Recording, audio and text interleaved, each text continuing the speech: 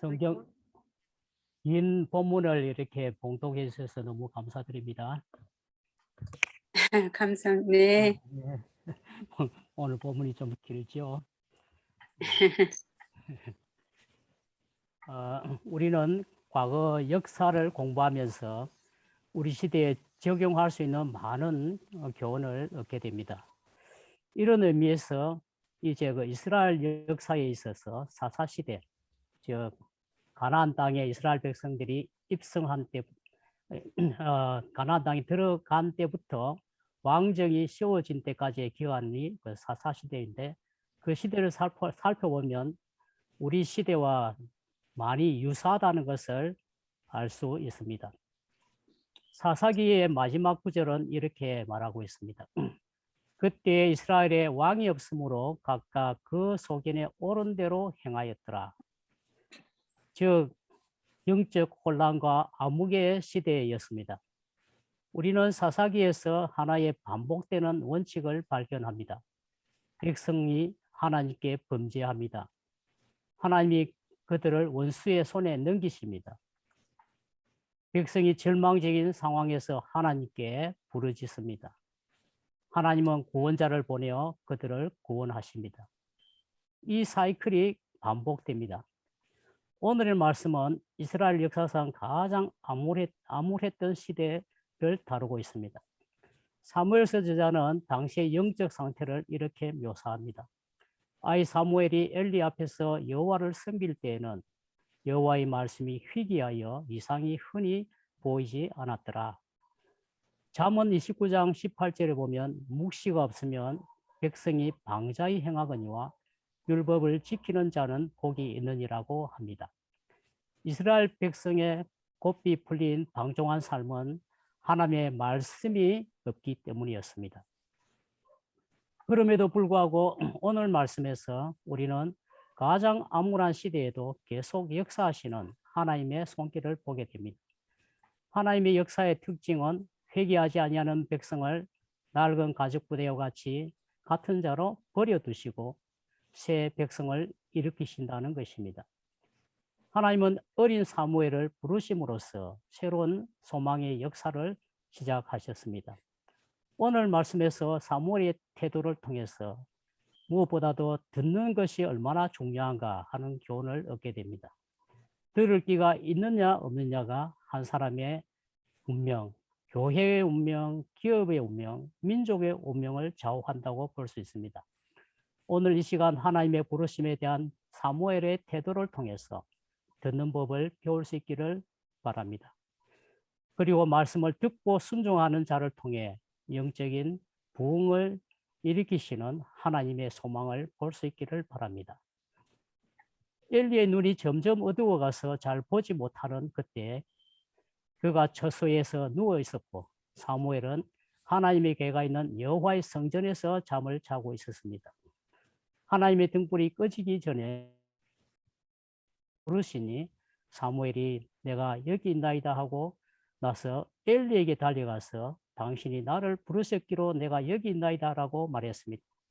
엘리가 나는 부르지 아니하였으니 다시 누우라고 하자 가서 누웠습니다. 하나님이 사무엘을 재차 부르셨지만 사무엘은 엘리 제사장이 부른 줄 알고 다시 그에게 달려가서 당신이 나를 부르셨기로 내가 여기 있나이다 하고 말했습니다. 여호와께서 세 번째 그를 부르셨을 때도 엘리에게 달려가서 당신이 나를 부르셨기로 내가 여기 있나이다 라고 말합니다. 그러자 엘리는 여호와께서 그를 부르신다는 것을 깨닫게 되었습니다. 사무엘에게 말했습니다. 그가 너를 부르면 너는 말하기를 여호와여 말씀하소서 주의 종이 듣겠나이다 라고 가르쳐 주었습니다. 그래서 사무엘은 다시 떠나 자기 자리에 누웠습니다. 여호와께서 오셔서 다시 다른 때처럼 부르셨습니다. 사무엘아, 사무엘아.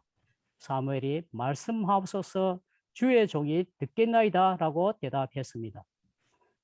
우리는 사무엘의 삶에서 주목할 만한 것 중에 하나가 그가 사람과 하나님을 향하여 귀가 열린 사람이었다는 것입니다. 방금 읽은 기절에서 이것을 잘 볼 수 있습니다. 사무엘은 아직 어려서 하나님을 알지는 못했습니다. 그가 하나님의 성전에 살면서도 하나님을 인격적으로 만나지 못했습니다. 그는 마음으로 엘리 제사장을 순종하는 엘리의 착한 양과 같이 자랐습니다. 엘리의 두 아들은 우리가 알듯이 불경건하고 바람적인 자들이었습니다. 그런 그 자기 아들들에 비하면 순종적이고 겸손한 사무엘을 더 사랑했을 것 같습니다. 그는 사무엘은 영적인 아버지 엘리의 말을 듣고자 했기 때문에 하나님이 부르셨을 때 엘리가 부른 것이라고 생각했습니다. 하나님의 세 번의 부름의 앞에서 그는 기꺼이 엘리 앞으로 달려갔습니다. 달콤한 꿈을 꾸고 자고 있는 그에게 반복되는 부르심은 그를 귀찮게 하여 불평이 생길 수도 있었을 것입니다. 그러나 사무엘은 그렇지 않았습니다. 그는 장성했을 때도 이스라엘의 백성의 사사가 된 후에도 백성의 요구에 항상 귀를 기울이고 있었습니다. 그에게는 그의 백성의 목소리를 듣기 위해 열려 있었습니다. 백성을 만나러 전국을 다녔습니다. 백성들이 그의 리더십을 거절하고 왕을 구하러 왔을 때도 그들의 요구가 마음에 들지 않았음에도 불구하고 그것을 받아들이고 하나님의 뜻을 알기 위해 기도했습니다. 이와 같이 사무엘은 하나님의 사람이었습니다. 자신의 영광을 구하지 않고 백성의 유익과 하나님의 영광을 구했습니다. 우리 영철 장로님이 항상 말씀하시는 이긴 영신, 그렇죠. 백성의 유익과 하나님의 영광을 구했습니다. 그는 항상 사람들과 하나님을 향하여 열린 귀를 가지고 있었습니다. 그런데 사실 사람들은 들을 귀를 갖고 있지 않는 경우가 많습니다. 특히 우리는 말이 많은 이 세상에 살고 있습니다. 사람들 사이에 널리 퍼져 있는 믿음은 입이 가장 크고 말을 많이 하는 사람이 승자라고 생각합니다. 그러나 현명한 사람들은 그렇지 않다고 말합니다. 어느 날 한 청년이 웅변수를 배우기 위해서 소크라테스를 찾아갔습니다. 이 청년은 위대한 철학자 소크라테스에게 자신을 소개하고 말하기 시작했습니다. 그런데 그가 계속 말을 했기 때문에 소크라테스는 그에게 그의 지혜를 가르쳐 줄 기회를 찾지 못했습니다. 마침내 철학자는 청년의 입을 손으로 가리고 당신은 내게서 2배의 수업료를 내야 합니다고 말했습니다. 그 청년은 왜 내가 2배로 지불해야 합니까 하고 불평했습니다. 소크라테스는 그에게 말했습니다. 당신이 훌륭한 지도자가 되기 위해 2가지 과정을 거쳐야 하기 때문입니다. 하나는 혀를 억제하는 방법을 배우는 것이고 다른 하나는 혀를 잘 사용하는 방법입니다. 미국의 그 경제학자 톰 피터스는 이렇게 말했습니다. 20세기가 말하는 자의 시대였다면 21세기는 경청하는 리더의 시대가 될 것이라고 했습니다. 이청득심, 저도 그 한자를 하나 찾아봤습니다. 이청득심, 그러니까 이 말은 상대를 존중하고 귀를 기울여 경청하는 일은 득심, 그러니까 사람의 마음을 얻는 것이다. 사람의 마음을 얻는 최고의 지혜다라는 그런 뜻입니다. 좋은 지도자는 귀가 열려 있는 사람입니다. 우리가 잘 들을 수 없는 한 가지 이유는 너무 말하는데 너무 바쁘기 때문입니다. 성경에는 말을 많이 하는 사람에게 주는 교훈의 말씀이 많습니다. 특히 잠언서 같은 데 보면 말이 많으면 허물을 면키 어려우나 그 입술을 제어하는 자는 지혜가 있느니라. 또 이렇게 말합니다. 모든 수고에는 이익이 있어도 입술의 말은 궁핍을 이룰 뿐이니라. 또 전도서에서 너는 하나님 앞에 함부로 입을 열지 말며 급한 마음으로 말을 내지 말라. 하나님은 하늘에 계시고 너는 땅에 있음이니라. 그런즉 마땅히 말을 적게 할 것이니라. 이렇게 말하고 있습니다. 특히 우리 야고보서 전에도 우리 그 설교 말씀을 들었는데 내 사랑하는 형제들아 너희가 알거니와 사람마다 듣기는 속히 하고 말하기는 더디하며 성내기도 더디하라고 말합니다. 어떤 사람은 말하기를 하나님이 우리에게 두 귀와 한 입을 주신 것은 우리가 말하는 것보다 2배 더 듣기를 원하시기 때문이라고 했습니다. 연구에 의하면 듣는 방식에는 4가지의 형태가 있다고 합니다. 첫째는 판단하며 듣는 형입니다. 이런 부류의 사람은 미리 자신의 마음을 정해놓고 진실을 받아들이려고 하지 않습니다. 비판적이며 또 부정적이며 선입견에 사로잡혀 있습니다. 둘째는 질문을 하면서 듣는 형입니다. 이런 부류의 사람은 경청하는 것은 상대방에게 계속해서 많은 질문을 던지는 것이라고 생각합니다. 그러나 이것은 별로 유용하지 않습니다. 세 번째는 조언을 하며 듣는 행위입니다. 이런 방식으로 접근해 갈 때 생기는 문제점은 무슨 조언을 해야 할 것인지 생각하느라 너무 바쁘기 때문에 실제로는 상대방의 말을 듣지 않는다는 것입니다. 네 번째는 감정이입을 하며 듣는 행위입니다. 약 한 22%의 사람들이 이런 사용하는 접근법을 한다고 합니다. 가장 효과적인 방법이죠.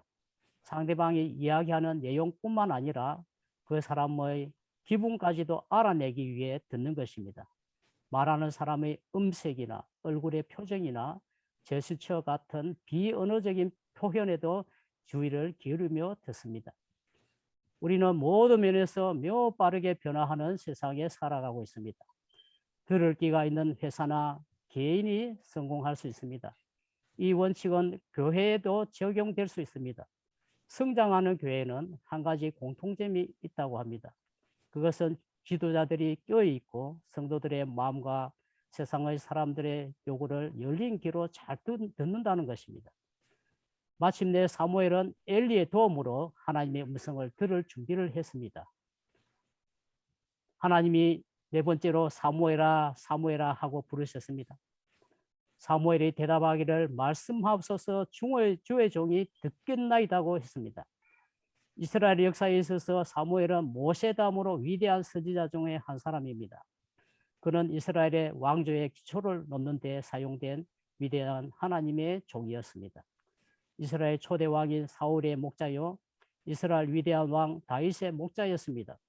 그의 영적인 성공은 그가 하나님과 백성 모두를 향한 귀가 열려 있는 데 있었습니다.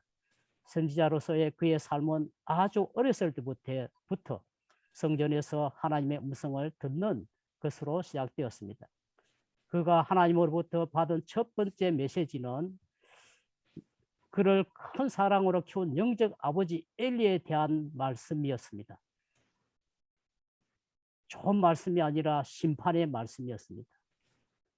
인간적으로는 그런 메시지를 전달하는 것이 얼마나 힘들었겠습니까?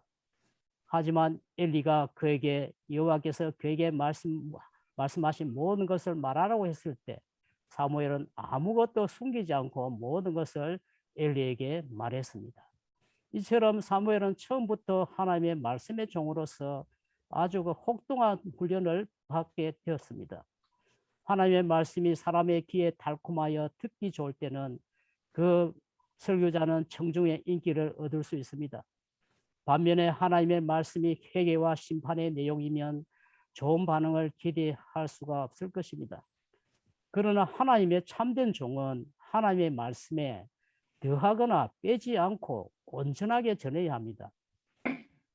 오늘날 교회의 경향은 많은 목회자들이 축복의 말씀을 전하는 데 너무 치우쳐져 있다는 것입니다. 축복의 메시지 또한 중요한 메시지입니다. 그러나 이런 설교만 계속한다면 거짓 선지자일 가능성이 많습니다. 우리는 모두 달콤한 말에는 귀가 열려 있지만 쓴 말에는 귀를 막는 경향이 있습니다. 그러나 이것을 우리는 알아야겠습니다. 항상 단 음식만 먹으면 육체의 건강이 약해지듯이 항상 달콤하고 아름다운 말씀만 들으면 우리의 영적 건강도 나빠진다는 사실입니다. 도글라스 웹스터 캘리포니아 산디아고 제1중앙교회 목사님인데요. 그는 오늘날의 교회가 기업과 비슷하다고 말했습니다. 기업을 닮아가는 교회라고 이런 책이 있습니다. 많은 기독교인들은 목회자들이 즐거움을 제공하고 흥미로운 예배를 드리는 교회를 찾습니다. 넓은 주차장과 크고 현대적인 건물이 있는 교회를 찾아갑니다. 매력적이고 유명하며 유능한 설교자를 찾습니다. 사람의 귀는 달콤하고 즐거운 말을 듣는데 익숙해져 있습니다. 그래서 사람들은 기쁨을 주는 사람에게 박수를 칩니다. 그러나 정말 들어야 할 말에는 귀를 막습니다. 이러한 경향은 예수님의 제자들의 삶에서도 나타납니다. 베드로와 요한과 야고보는 높은 산에서 변형된 영광스러운 예수님의 모습을 보고는 너무나도 감격한 나머지 영원히 그곳에 있고 싶어 했습니다. 그래서 베드로가 말했습니다. 라비여, 우리가 여기 있는 것이 좋습니다. 초막셋을 짓되 하나는 주를 위하여, 하나는 모세를 위하여, 하나는 엘리야를 위하여 하사이다 했습니다. 그때 구름이 와서 그들을 덮었고 구름 속에서 소리가 나되 이는 내 사랑하는 아들이니 너희는 저의 말을 들으라고 했습니다. 그들이 예수님에게 들어야 할 말씀은 고난과 죽음과 부활의 말씀이었습니다. 그렇습니다. 우리는 하나님의 모든 말씀을 골고루 들어야 합니다. 우리는 축복의 말씀뿐만 아니라 경고와 심판의 말씀도 듣고 순종해야 합니다. 십자가가 없으면 영광도 없습니다. 예수님께서는 제자들에게 말씀하셨습니다. 누구든지 나를 따라오려거든 자기를 부인하고 자기 십자가를 지고 나를 좇을 것이라 했습니다. 우리가 겸손함과 균형 감각을 가지고 하나님의 말씀을 듣고 그 안에 거한다는 것은 쉬운 일이 아닙니다. 사울 왕의 경우를 보십시오. 그의 삶은 우리에게 하나의 경고를 주고 있습니다. 그가 이스라엘의 왕이 되었을 때는 참 겸손했습니다. 그가 그러나 성공하자 교만해져서 하나님의 말씀에 길을 막았습니다. 사울이 하나님의 말씀에 불순종한 것을 보고 책망했을 때 그는 변명하기에 급급했습니다. 그러나 사무엘은 그에게 말했습니다. 여호와께서 번제와 다른 제사를 그 목소리 순종하는 것을 좋아하심같이 좋아하시겠나이까? 순종이 제사보다 낫고 듣는 것이 수양의 기름보다 나으니 이는 거역하는 것은 사술의 죄와 같고 완고한 것은 사신 우상에게 절하는 죄와 같음이라. 왕이 여호와의 말씀을 버렸으므로 여호와께서도 왕을 버려 왕이 되지 못하게 하셨나이다고 했습니다. 우리 그리스도인의 삶에서 가장 중요한 것이 무엇이겠습니까? 많은 사람들은 주님을 위해 열심히 봉사하는 것이 하나님을 기쁘시게 한다고 믿습니다. 어떤 점에서는 맞는 말입니다. 그런데 주님이 정말 기뻐하시는 것은 무엇이겠습니까? 그의 말씀을 듣는 것입니다. 하나님의 은혜를 지키는 길은 마리아가 그랬던 것처럼 주님의 발 아래서 그의 말씀을 단 마음으로 듣는 것입니다. 오늘날 사람들은 많은 일로 매우 분주하게 살아갑니다. 자주 듣는 말은 이런 말입니다. 시간이 없어요. 시간이 없어요. 문제는 사람들이 너무 바쁘기 때문에 독방에서 하나님의 음성을 들을 시간이 없다는 것입니다.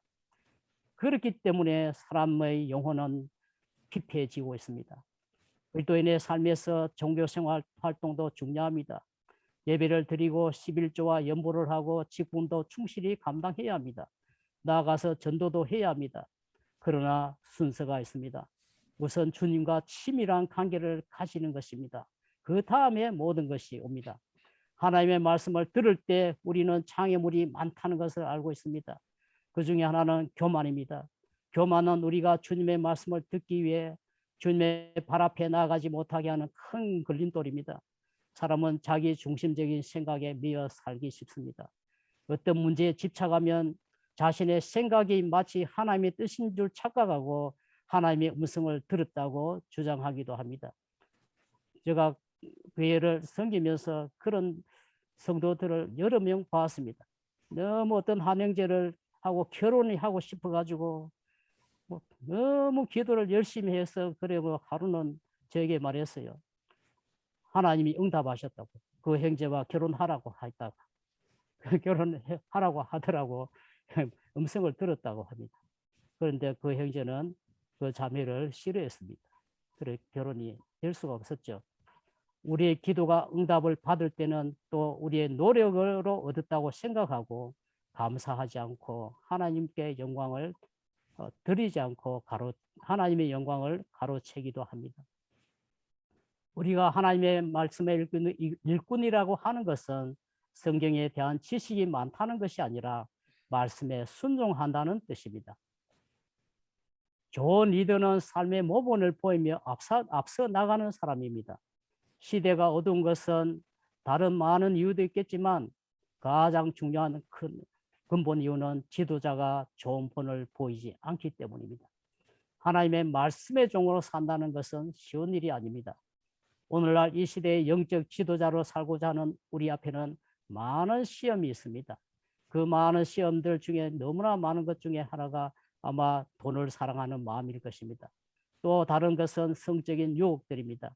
엘리의 아들들을 보십시오. 그것들은 이 성적인 타락에 빠지고 물욕에 빠졌습니다. 지도자는 많은 성도를 모아 교회를 성장시키는 데 성공할 수 있지만 유혹을 이기지 못해 스스로를 파멸시킬 수 있다는 사실입니다. 많은 목회자들이 돈과 권력과 이성 문제로 시험에 넘어짐을 자주 듣습니다. 이러한 유혹은 우리에게서 그리 멀리 있는 것이 아니라 가까이에 있습니다. 결론적으로 우리가 하나님의 말씀에 귀를 기울이고 주의 종의 겸손한 자세로 말씀을 받고 순종한다면 영적인 부흥은 이미 시작된 것입니다. 우리 모두가 하나님의 말씀과 백성의 요구에 귀를 기울이며 이 시대의 참된 지도자들이 될 수 있기를 기도합니다. 우리가 하는 말이 헛되이 땅에 떨어지지 않고 평강의 열매를 맺게 하시길 기도합니다. 그러면 모든 사람이 우리가 하나님의 신실한 말씀 증거자들임을 알게 되고 하나님께 영광을 돌리게 될 것입니다. 기도하겠습니다. 아멘. 아멘.